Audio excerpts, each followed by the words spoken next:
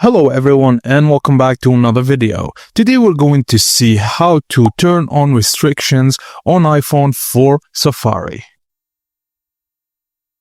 First thing first, go to your iPhone settings.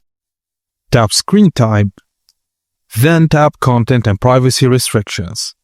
Turn the toggle on. And the second step to enable safe browsing is to tap Content and Restrictions again. Tap Web Content and then select Limit Adult Websites. This automatically blocks any appropriate sites. And if some sites aren't blocked automatically, just go to Settings, Screen Time, then Content and Privacy Restrictions. Tap Content Restrictions, then Web Content.